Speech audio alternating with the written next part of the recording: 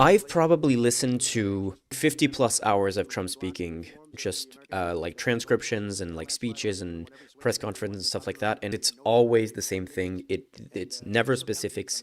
It's always just, oh, it's gonna be like you never heard about this before, and it's the best, and it's like no one's ever seen, and it never says anything. It's always words that do not say anything, and the problem is it's becoming the standard politics speech because you can't be held accountable for anything if you don't say anything. We believe that one of the clearest expressions of freedom is that the aggregate demand of our citizens determine that which is produced.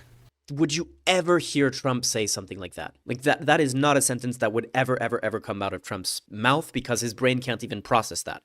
And I'm saying that of a Bush sentence who 20 years ago was known as the stupid president. And so I hope policymakers take time to read what the experts think. I mean, you're going to read about cutting wasteful spending or entitlement reform or immigration reform, increasing trade, energy policy, and of course what we're here to discuss today, which is pro-growth tax policy. The problem is like this is coherent for people who kind of understand what he's talking about. He's speaking in full sentences.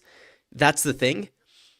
Again, this guy was the stupid president. Like at the time when people heard him speak, it was like when you hear Trump speak today, they were like, oh my God, this guy is so stupid.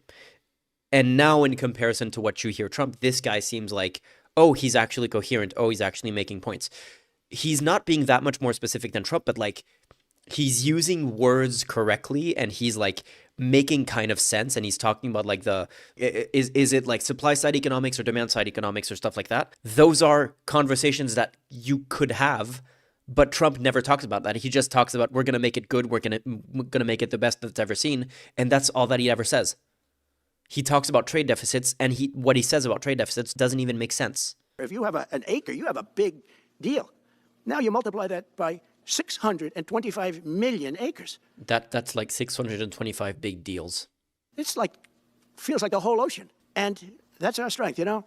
People can say we manufacture, we don't manufacture. The thing we have oil and gas more than anybody in the world. We're going to have more of it, too.